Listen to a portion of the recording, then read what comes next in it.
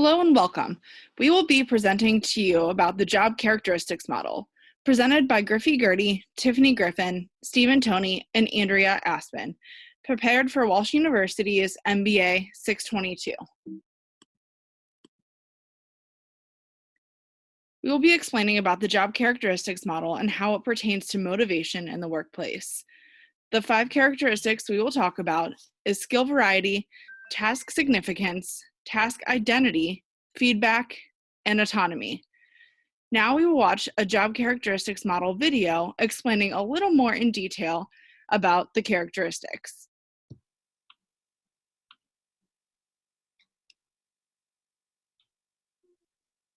Can we change what you do to make your job more motivating and to also improve your job satisfaction? Okay, some of these things a lot of managers take for granted. And there's 5 of them. One would be variety. Instead of just doing the exact same thing every day, you do a different thing every once in a while. Most managers recognize that variety is really important for keeping people motivated. Other things.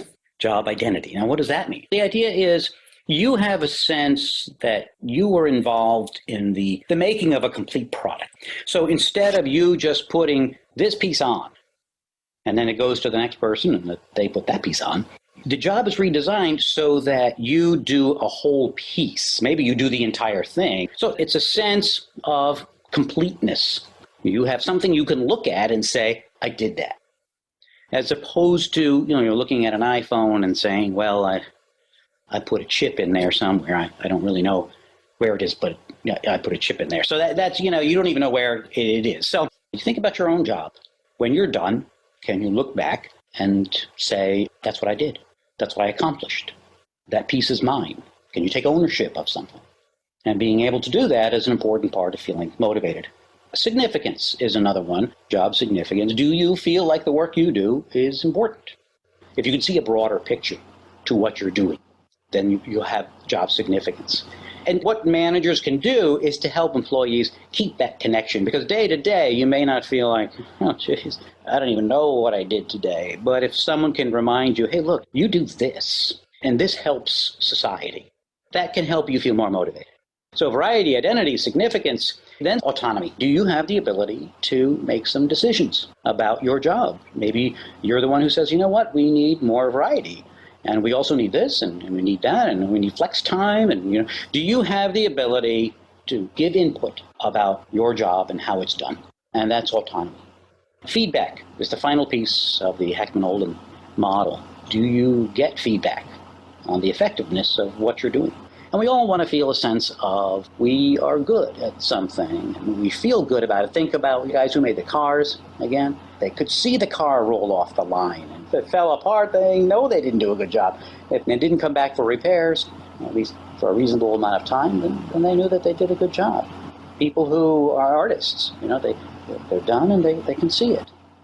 So think about that in terms of your own job, and if you're a manager, your own employees. Are they getting feedback about how well they're doing? Okay, well, there you go. Take care. I'll see you next time on the Psych File.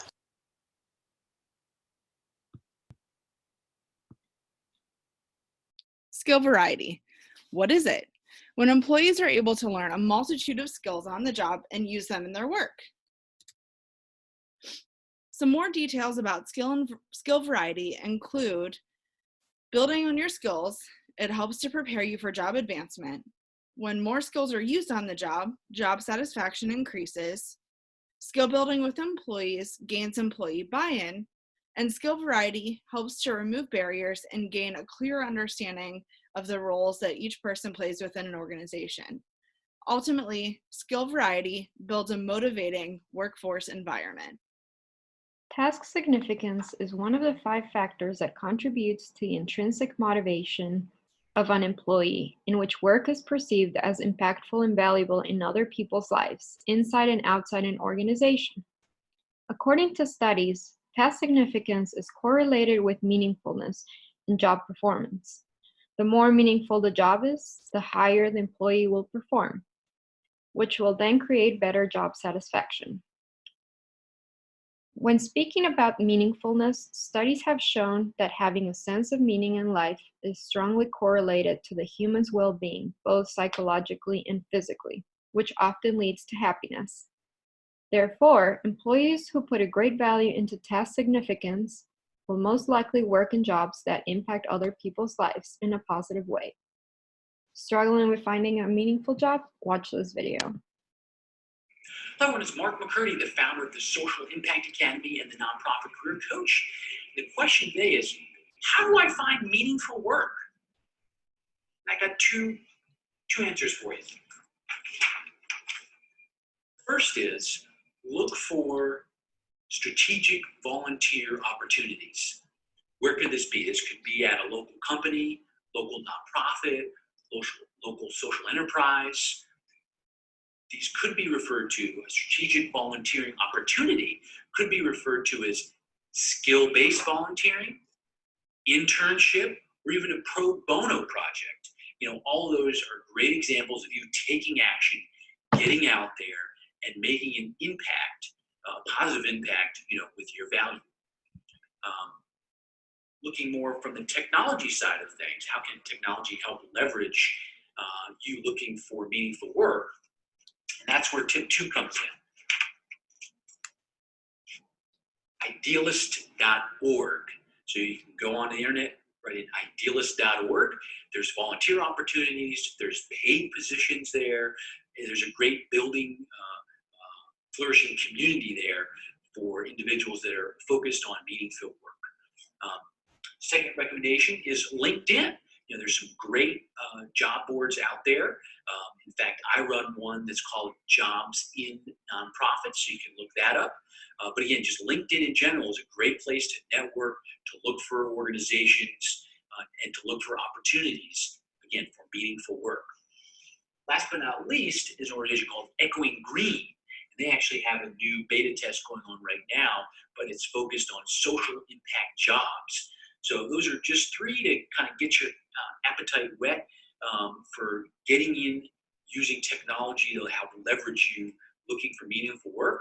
But again, this first recommendation is take action, get out there, and volunteer. So hope that was helpful for you. Studies have shown that meaningful jobs can lead to happiness, and happiness is one of the main components of humans' well-being. Oftentimes, in our lives, our intrinsic selves can be affected by what happens outside of our lives, like having a job that is not meaningful and enjoyable as we thought it would be, and that could lead to negative thoughts and affect our mental health and cause issues like anxiety, stress, depression, and other mental disorders. And therefore, some of the implications of task significance in the workforce can improve it in a way that the managers will be able to help employees connect their work to the people that actually benefit from their job, more like an interaction with the client or consumer. This may increase the meaningfulness of their work and subsequently affect their performance. Also, if employees are seeking more meaning and want to improve their performance at work, career counselors can assist in helping them explore how their work positively benefits others. Or they may also discuss ways to craft their jobs to find more meaning to their work. This video shows how depression can be affected by the workplace.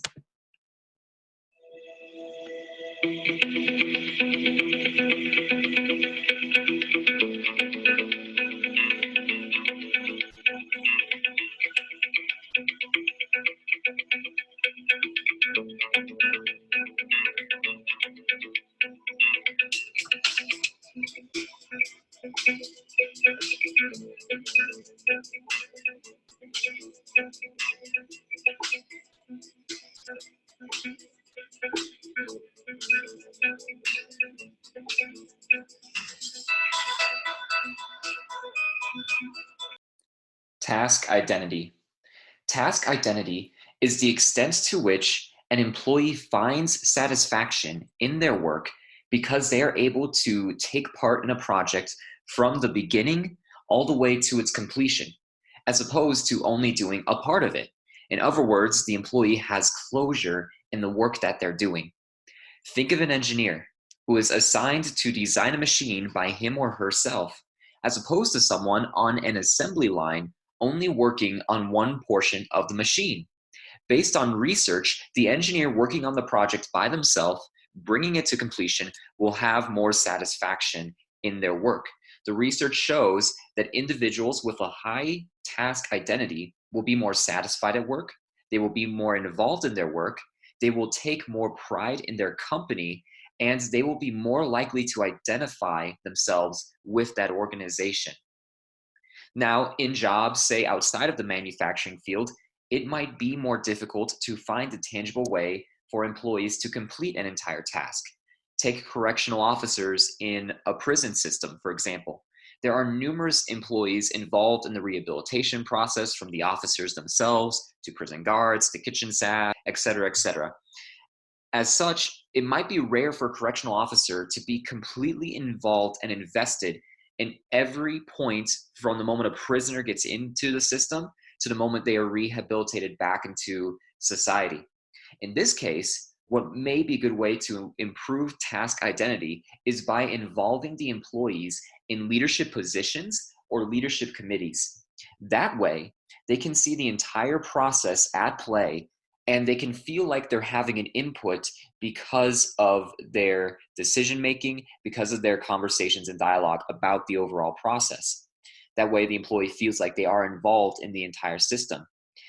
In the video I'm about to show, we'll see how task identity can explain why customers would be upset about buying a cake product that they didn't have to cook.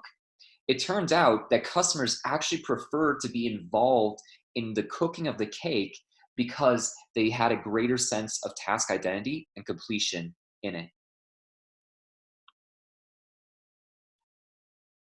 Now, there's a whole science about loving things, having an affinity for things you make versus things you find. I'm not going to bore you with that. I want to tell you one story, though, that backs up this research. It's a story, an old story, about a motivational psychologist named Ernest Dichter. Ernest Dichter was hired by a company because this new time-saving product wasn't selling as well as they thought it would sell. Brand new time-saving product called the cake mix. The cake mix came into vogue in the 1940s and 50s. And it was selling well, and then the sales flattened. Get it? Cake sales flattened? I do enjoy myself. And then cake sales flattened. And then after a while, the companies asked Ernest Dichter, what's up with these cake sales? Why aren't they continuing to grow as we thought? Well, what Ernest did was he interviewed housewives who were the primary purchasers of cake mixes at the time. And he asked these housewives, why don't you buy more cake mix? And the answer was very interesting. The answer was that it was too easy. These are not my cakes. When I make a cake mix cake, it's not homemade. It's not made by me. It's not made with love. So Ernest went back to the drawing board. He said, okay, all you have to do is pour the contents in the bowl. You have to add water. You mix. You pour the contents into the pan. You pop it in the oven and bake it. What could we change about that process that would invite more mothers to feel like they made something rather than found something? And what was his conclusion? Add an egg. Add an egg. So now for the last 50 years, we've been adding eggs to our cake mix. Every time we make a cake out of a box, we have to add 1 or 2 eggs, not because they couldn't add egg powder, which they had in the mix prior, but because we need to make things. We have a drive to make things. We also have a drive to have ownership and autonomy. So, Feedback. Feedback is the degree that workers are offered direct and clear information on their effectiveness, quality, and quantity of their performance at work. Studies show that feedback, when appropriately given, improves the attitudes and the motivation of employees who are receiving it. Now, how you go about giving that feedback might differ depending on the type of job you're in. For example, on a construction site, it might be fairly easy for a senior carpenter to observe the new guy doing something wrong. In that case, the veteran could give feedback on the spot on how to do the job correctly and oversee the new person in implementing those changes. Now, in a field like social work, that may be different if the social worker is working confidentially with clients. In that case, it may be difficult to actually observe your coworker in their work environment. But what you can do is, if you have agreed upon goals, you can discuss the progress you're making towards them and give feedback around the accomplishment of those goals. Research also points out that a lack of feedback could lead to greater stress and burnout among employees because they now have this extra burden of not knowing if they are actually doing well or if they're doing poorly and what they need to correct. While it might be uncomfortable to give feedback to our peers, especially in a situation where we see room for improvement, it is important to do so for the sake of their performance, for the sake of the company, and for the sake of their own motivation and satisfaction in their job. The video I'm about to play will discuss the importance of overcoming discomfort to give feedback and how that can help us avoid getting off track. So let's say this. We today are let's say we're in Philadelphia, and we're going to drive to New York City. How far is Philadelphia to New York City? It's 2 hours. So now we know we have East Coasters in the room. Welcome. So it's 2 hours. So you get on, let's say, 295, and then you get on the Jersey Turnpike, and you've been driving an hour, and all of a sudden you see a sign for Delaware. What do you know? You went the wrong way. When you drive from Philly to New York, there is no Delaware, okay? Delaware is like down here. Now, how many people want to know way before Delaware, which is a good hour from Philly, that you went the wrong way? Yeah, like fast, right? And yet at work, we kind of wait for the right moment. I'm waiting for the right moment to give feedback when I'm comfortable, which will be the day I die, right? So there are two purposes of feedback and only two purposes, okay? Number one, you're off track and we want you back on track. Number two, you're doing an awesome job and you deserve to know. Again, most of us get almost no feedback. And the feedback we do get, I wouldn't even call feedback. I'd call it vague garbage, but we'll get to that in a second. So let's say this. Let's say it's Valentine's Day. And Valentine's Day falls on a Friday. And you leave work early and you go to Whole Paycheck, Whole Foods, and you spend all this money on like amazing ingredients. You buy like fresh fish and flowers and chocolates. And you go home and you make whoever you live with, your parents, your spouse, whatever, you make them the most amazing meal. And you spend all this money and all this time. And the person never says, thank you. What are you going to do next Valentine's Day? Yeah, you're going to buy yourself a watch, right? So don't assume that because it's good, people will keep doing it. If they don't know it's good, they won't keep doing it. So two purposes of feedback: you're off track, you're driving to Delaware, you should be driving to New York, or you're on track. Autonomy in the workplace is the level of independence and freedom someone has when performing a task. Having autonomy and freedom in a job can lead to a sense of accomplishment for employees, and a lack of autonomy can truly lead to resentment and becoming disengaged. Imagine working for a company that tells you exactly when you have to come in every day, exactly when you have to leave, exactly when you're allowed to take lunch, exactly what you have to do, and exactly how you have to do it.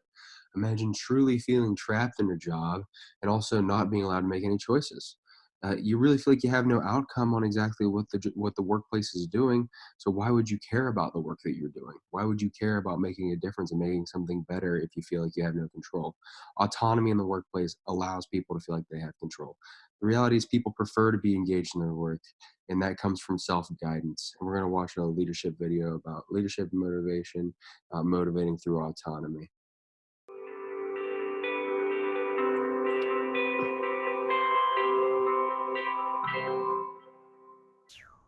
One of the keys to a workforce that's truly motivated is autonomy. But to understand this concept, we have to understand another word, and that word is management.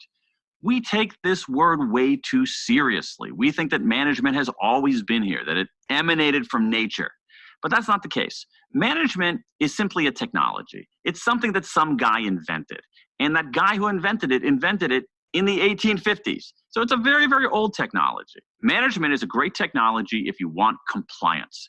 If you want people to do what you want them to do, the way you want them to do it. And let's be fair, as an entrepreneur, there's sometimes with your team, you want them to be compliant. You want them to do what you tell them to do, the way you tell them to do it. But for true success, for true growth, you don't want a compliant workforce. You want an engaged workforce. You want people to be engaged. And the funny thing about human beings is that they don't engage by being managed. I don't engage by being managed. You don't engage by being managed. The people you love don't engage by being managed. The way that human beings engage is by getting there under their own steam. So the proper technology for engagement is self-direction.